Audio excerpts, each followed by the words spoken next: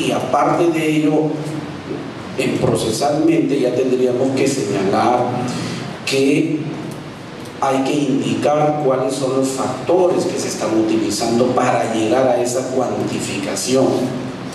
En mi opinión, no necesariamente hay que decir una cifra sin previamente haber establecido los elementos, factores o parámetros que me llevan a la obtención de esa cifra. Por ejemplo, si se trata del beneficio de la compensación por tiempo de servicio, tenemos que indicar cuáles son los conceptos integrantes de la remuneración computable.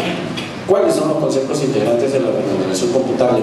De manera que si en la sentencia se toman otras cifras, pueda discutirse a nivel de la impugnación, pueda discutirse a través de la impugnación por qué no está correcta o por qué no se tomaron o no se incluyeron en la remuneración computable que se utiliza en la sentencia tales o cuales conceptos. Entonces es necesario que se señalen los parámetros que utiliza la parte para el cálculo correspondiente.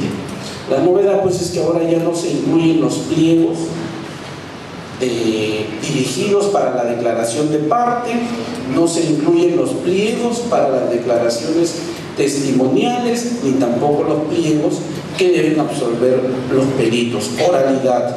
Entonces ya vamos a tener aquí que así como en laboral los colegas se han estado capacitando en técnicas de litigación, pues vamos a tener que igual aprovechar esos conocimientos para la etapa del examen de los testigos, de la contraparte, de los peritos, preguntas circulares, lineales, todos esos elementos hay que utilizarlos. Oralidad.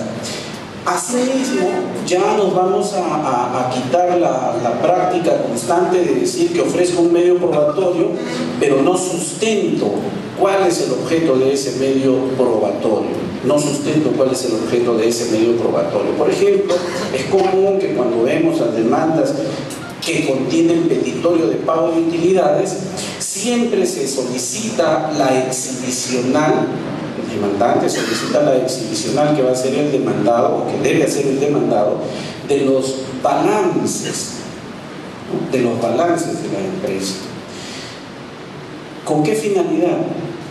No es el medio idóneo para determinar utilidades. El medio idóneo para determinar utilidades es la exhibicional que debe hacerse en la declaración jurada del impuesto a la renta, que se presenta anualmente ante la Superintendencia Nacional de Administración Tributaria, que es allí donde se decide, porque tiene el carácter de declaración jurada.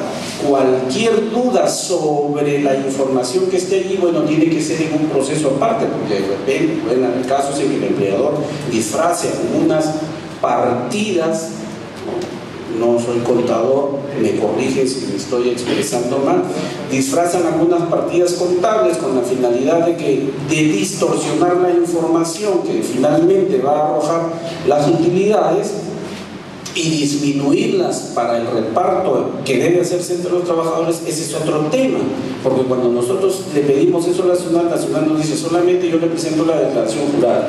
Cualquier otra circunstancia debe de determinarse a través de una auditoría correspondiente que tienen que realizarla ellos, y eso va a generar otro tipo de situaciones procesales. Pero el documento, por ejemplo, para ese caso es la declaración jurada del impuesto a la renta. Entonces hay que sustentar, si se propone, si se ofrece un medio probatorio, cuál es el objeto de ese medio de prueba, qué finalidad tiene su ofrecimiento y su actuación posterior, qué aspecto se busca probar, qué aspecto se busca probar. Ahora,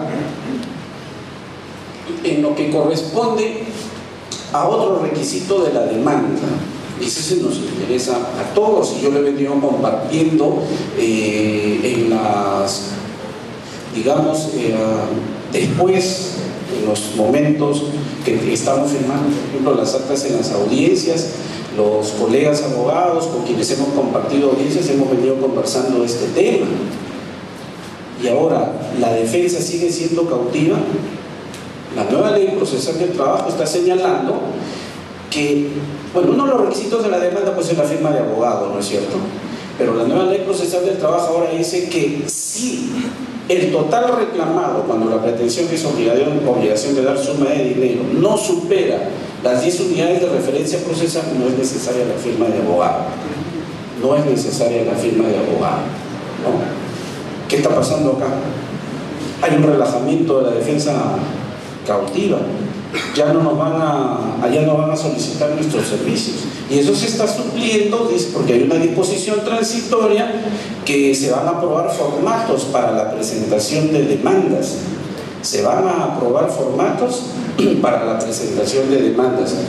¿Y quién cautela que se expresen los hechos, la información necesaria? Bueno, por los fundamentos jurídicos, iura no vinculo. Pero por el tema del ofrecimiento de los medios probatorios, ¿cuál es el aspecto allí? Distinto es el caso, por ejemplo, en Venezuela, en que la demanda puede ser presentada por escrito o puede ser presentada oralmente. En ese caso, la responsabilidad la asume el juzgador, quien tiene que traducir en acta la exposición de los hechos y las pretensiones que realiza el demandante. Pues eso es otro tema. Si la va a traducir en acta el juzgador, por lo menos estamos hablando que allá hay una participación de un profesional. Entonces hay que tener presente esta situación y debe merecer, me imagino, algún comentario, apreciación del colegio. Otro aspecto en cuanto a la defensa cautiva: se señala que si la pretensión que se va a intentar es de más de 10 unidades de referencia procesal y menos de 70 unidades de referencia procesal, cuando estamos hablando de 70 estamos hablando de unos 25.000 soles más o menos, ¿verdad? De unos 25.000 soles, ¿sí? Es facultad del juez exigir o no la comparecencia de abogado. No. Es facultad. Así es. Ese es un aspecto que hay que tener presente, colegas, ¿no? Hay que tener presente, ¿no? ¿Cómo? Sí. ¿Cuáles son las normas para considerar definir en estos dos supuestos la participación del abogado? ¿Qué finalidad tiene? El acceso a la tutela jurisdiccional efectiva. El legislador es el que está proponiendo esta fórmula. En su opinión, va a permitir que los gastos de abogado no distraigan o no desanimen al trabajador, situación que en mi opinión no la comparto, porque el profesional en derecho es parte de la sociedad y es parte integrante del servicio de justicia desde su propia posición. Entiendo que esa es